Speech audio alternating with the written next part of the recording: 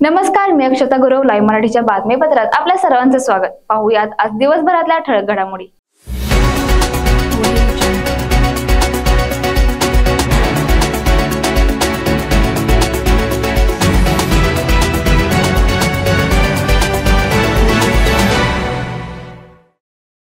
रत्नागिरी नागपूर राष्ट्रीय महामार्गातील चोका ते उदगाव बाधित शेतकऱ्यांना चौपट भरपाई मिळावी आणि होणारा मार्ग उदगाव बायपास महामार्गावरून न्यावा या मागणीसाठी गेल्या 4 दिवसांपासून आंदोलन सुरू आहे. याकडे प्रशासनाने दुर्लक्ष केल्याने आज उदगाव इथं सांगली कोल्हापूर महामार्ग बेमुदत रोखून आंदोलन करण्याचा इशारा माजी खासदार राजू शेट्टी यांनी दिला होता. याच पार्श्वभूमीवर शनिवारी सकाळी 11च्या सुमारास आंदोलकांनी उदगाव इथं कोल्हापूर सांगली महामार्गावर ठिय्या मारला. याच दरम्यान माजी खासदार राजू शेट्टी यांच्यासह जिल्हाध्यक्ष, तालुका अध्यक्ष, शेतकरी, महिला शेतकरी यांना सकाळपासूनच पोलिसांनी धरपकड सुरू केली आहे. अंकली टोल नाक्यावर स्वाभिमानी शेतकरी संघटनेच्या वतीनं महिला आणि पुरुष कार्यकर्त्यांनी रस्ता रोको केला. त्यामुळे अंकली टोल नाक्यावर काही काळ तणावाचं वातावरण निर्माण झाले होते. सध्या शिवाजी विद्यापीठाच्या नामविस्तारावरून चांगलीच चर्चा रंगली आहे. एकीकडे शिवाजी विद्यापीठाचं नाव बदलून छत्रपती शिवाजी महाराज विद्यापीठ असं करावं अशी मागणी केली जाते, तर दुसरीकडे विद्यापीठाच्या नावात बदल होऊ नये यासाठी मोठ्या प्रमाणावर शिवप्रेमी बैठका घेत आहेत. याच पार्श्वभूमीवर शुक्रवारी सायंकाळी दसरा चौक इथं बैठकीचं आयोजन करण्यात आलं होतं. यावेळी बोलताना शिवाजी या नावात आदर असल्यानं आपली सर्वांची नाळ जोडली आहे, त्यामुळे विद्यापीठाचे नाव कदापिही बदलू देणार नाही असं वक्तव्य मराठा समाजाचे नेते वसंतराव मुळीक यांनी केलं. विद्यापीठ हेच नामकरण कायम राहावं यासाठी आज ही बैठक आयोजित केलेली आहे. या बैठकीमध्ये महत्त्वाचा निर्णय म्हणजे शिवाजी विद्यापीठ हे नामकरण शिवाजी विद्यापीठाच्या स्थापनेपूर्वीच निश्चित झालेलं आहे. यासाठी अत्यंत विचारपूर्वक हे नाव घेतलेलं आहे. कारण तत्कालीन यासाठी एक समिती नेमली होती, त्याचं चिकित्सा समिती. त्यांनी यशवंतराव चव्हाण साहेब त्यावेळेचे मुख्यमंत्री यांच्यासमोर एक निवाडा केला गेला की या विद्यापीठाचं नाव शिवाजी विद्यापीठ ठेवावं. त्यावेळी पण अशा पद्धतीनं छत्रपती शिवाजी महाराज विद्यापीठ असं नामकरण द्यावं. परंतु यशवंतराव चव्हाणांनी स्पष्ट सांगितलं, जर शिवाजी विद्यापीठ नाव दिलं तर CSM विद्यापीठ होणार आहे. अशा पद्धतीचं त्यांनी बडोदा विद्यापीठचं उदाहरण दिलं, मुंबईतल्या विद्यापीठाचं दिलं, आपल्या कोल्हापूरचं छत्रपती प्रेमलालजी रुग्णालय आज सर्वजण आपण CPR म्हणतोय. आता हे छत्रपती शिवाजी महाराज हे आमच्या सर्वांचे दैवत आहेत, परंतु शिवाजी या नावामध्ये एकही उल्लेख होत नाही. कारण इतिहासकार जे डॉक्टर बाळकृष्णांची इच्छा होती विद्यापीठ व्हावं, त्यांनी शिवाजी द ग्रेट, शाहू महाराजांनी सुद्धा शिवाजी टेक्निकल, शिवाजी मंदिर, शिवाजी या नावात आदरतात्य शब्द असल्यामुळं आम्हा सर्वांची नाळ, सर्वसामान्यांचे माझं विद्यापीठ शिवाजी विद्यापीठ हे जुळलं असल्यामुळं कदापिही या विद्यापीठाचं नाव बदल दिलं जाणार नाही, यासाठी याची व्यापक बैठक झालेली आहे. सादळे मादळे इथं डोंगर भागात जंगलात एका मृत गव्याचे शीर गुराखांच्या निदर्शनास आले. गव्याच्या मृत्यूचे नेमके कारण मात्र अजून समजू शकले नाही. सादळे मादळे कासावाडी परिसरात गव्याचे वास्तव मागील काही दिवसांपासून वाढतच चाललेत. अगदी कळप रस्त्यावरही आलेले नागरिकांनी पाहिलेत. गावाच्या उत्तरेकडील बाजूस मनपाडळी दिशेला मिसळझरा इथं झुडपातून दुर्गंधी येत होती. शुक्रवारी गावातील काही नागरिकांनी त्या बाजूस जाऊन पाहिले असता तिथं मृत गव्याचे शीर निदर्शनास आले. गव्याचे धड मात्र आजूबाजूला कुठेही दिसून आले नाही. त्यामुळे गव्याचा मृत्यू नेमकी कशामुळे झाला याचे तर्कवितर्क लावले जात आहेत. कोल्हापुरात उड्डाणपुलाच्या परिसरामध्ये मध्यरात्रीच्या सुमारास भीषण अपघात झाला. या अपघाताचे CCTV फुटेज आता समोर आलेत. या व्हिडिओमध्ये एक कार 4 दुचाकींना उडवत गेल्याचं दिसतंय. कार नियंत्रित न झाल्यानं हा अपघात झाल्याची माहिती समोर आली आहे. या अपघातात कार चालकाचा मृत्यू झालाय. दुधाच्या दरात 2 रुपयांनी दरवाढ करण्याचा निर्णय घेण्यात आलाय. आजपासून ही दरवाढ लागू होणार आहे. त्यामुळे गाईचे दूध आता प्रति लिटर 58 रुपये तर म्हैशीचे दूध प्रति लिटर 74 रुपयांना मिळणार आहे. काल पुण्यात कात्रज दूध संघाच्या मुख्यालयात सहकारी आणि खासगी दूध संघाची शिखर संस्था असलेल्या दूध उत्पादक आणि प्रक्रिया कल्याणकारी संघाची बैठक झाली. यामध्ये हा निर्णय घेण्यात आला. त्यामुळे पुण्यासह मुंबईत पिशवीतील दुधाचे दर आता वाढणार आहेत. बुलढाण्यातील शेतकरी कैलास नांगरे यांनी शासनाच्या दुर्लक्षाला कंटाळून आत्महत्या केली.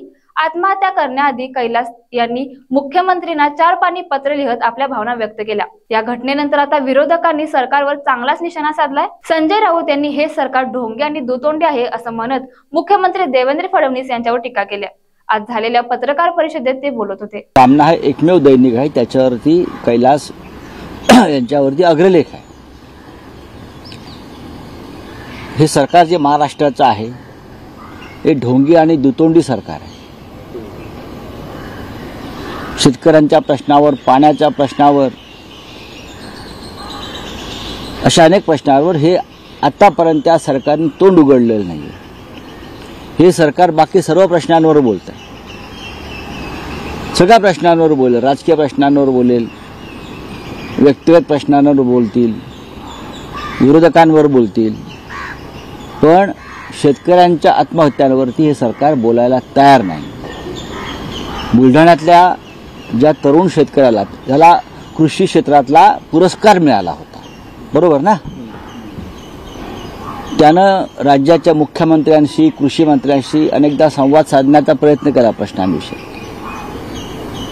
त्याला प्रतिसाद मिळाला नाही आणि शेवटी वैफल्यग्रस्त होऊन त्याने आत्महत्या केली. ही फक्त एका कैलासची आत्महत्या नाही, तर सरकारने केलेली शेकडो शेतकऱ्यांची हत्या आहे. त्याच्या माध्यमातून कैलासच्या आत्महत्येचं पातक या सरकारवर आहे. नितेश राणे हा संधी साधू माणूस आहे. त्याला पुढे योगी व्हायचंय की जोगी व्हायचंय हे माहित नाही, पण भाजपाच्या प्रस्थापित नेत्यांना त्याच्यामुळे धोक्याचीच घंटा आहे, अशी टीका काँग्रेस नेते विजय वडेट्टीवार यांनी आज केली. नितेश राणे यांनी केलेल्या वक्तव्यानंतर त्यांच्यावर सर्वांकडूनच जोरदार टीका केली जाते. याच पार्श्वभूमीवर आज वडेट्टीवार यांनी देखील राणे यांच्यावर निशाणा साधला. काय होतंय, त्याला योगी व्हायचं आहे, जोगी व्हायचं आहे की मला पुढचं माहित नाही, पण भाजपसाठी मात्र ही प्रस्थापित नेत्यांना खतऱ्याचीच घंटी आहे याच्या बोलण्यामुळे. त्याचा अर्थ की कसला आला तुम्ही भाजप काँग्रेसमध्ये होतात, जरा 2017चे त्यांचे व्हिडिओ पहा, हलाल केलेलं असं मटण दाबून खाताना दिसतंय, तेही खातायत, वडीलही खातायत, फार याच्या रमजानच्या ईद मिलन समारोहामध्ये मटण तोडताना ते दिसत आहेत. याचा अर्थ काय समजायचा? आणि सोयीनुसार विष पेलवण्याचं काम जर तुम्ही करत असाल तर हे मला वाटतं या देशामध्ये यांना लोकशाही म्हणायचीच नाही.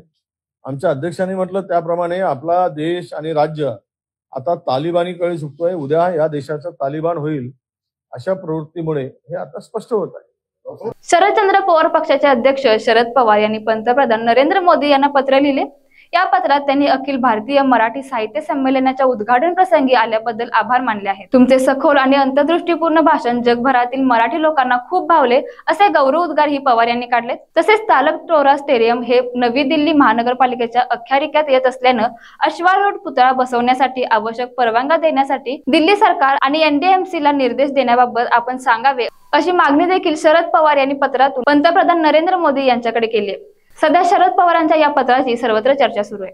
रोहित शर्माच्या उत्तम नेतृत्वाखाली टीम इंडियाने नुकतेच चॅम्पियन ट्रॉफीचे विजेतेपद पटकावले. आता भारतीय संघ जून मध्ये पुन्हा मैदानावर उतरणार असून तेव्हा टीम इंडिया इंग्लंड दौऱ्यावर जाणार आहे. 5 कसोटी सामन्यांची ही मालिका होणार आहे. पण या दौऱ्यावर रोहित शर्मा टीम इंडियाचा भाग असेल की नाही आणि जर तो खेळला तर तो कॅप्टन असेल की नाही यावर प्रश्न उपस्थित केला जातोय. हे सर्व प्रश्न उपस्थित होत आहेत कारण त्याच्या नेतृत्वाखाली भारतीय संघाला ऑस्ट्रेलिया दौऱ्यावर दारुण पराभवाला सामोरे जावे लागले. या दौऱ्यात रोहित शर्मा कसोटीतून निवृत्त होत आहे अशा बातम्या आल्या होत्या. मात्र त्यानंतर रोहितने निवृत्तीचे वृत्त फेटाळून लावले. आता त्याच्या कर्णधार पदावरही एक मोठी बातमी समोर आली आहे. एका रिपोर्टनुसार आणखी एका मोठ्या दौऱ्यावर संघाचे नेतृत्व करण्यासाठी भारतीय क्रिकेट नियामक मंडळ आणि निवड समितीचा रोहित शर्माला पाठिंबा मिळाला. त्यामुळे जून महिन्यात इंग्लंड दौऱ्यावर रोहित शर्मा हाच टीम इंडियाचा कॅप्टन असण्याची शक्यता वर्तवली जाते. सध्या देशभरात होलिका दहन नंतर एकमेकांना रंग लावून रंगपंचमी साजरी करण्यात आली. अशातच मराठी कलाकारांनी सुद्धा अनोख्या पद्धतीने रंगांची उधळण करत रंगपंचमी साजरी केली. या कलाकारांचा एक व्हिडिओ सोशल मीडियावर चांगलाच व्हायरल झाला. या व्हिडिओमध्ये अभिनेत्री ऐश्वर्या नारकर, तितिक्षा तावडे, सुरचे अडारकर आणि एकता डांगर हे सर्व मिळून मुंबई लोकल ट्रेन मध्ये रंगपंचमी साजरी करत असताना दिसत आहेत. विशेष म्हणजे यावेळी त्या एकमेकींच्या गालाला गुलाल नाही तर मेकअप मध्ये वापरला जाणारा ब्लश लावताना दिसत आहेत. या व्हिडिओवर चाहत्यांकडून लाईक्स आणि कमेंट्सचा वर्षाव होत आहे. तर या होत्या आजच्या ठळक घडामोडी. अशा नवनवीन घडामोडी पाहण्यासाठी पाहत राहा लाईव्ह मराठी.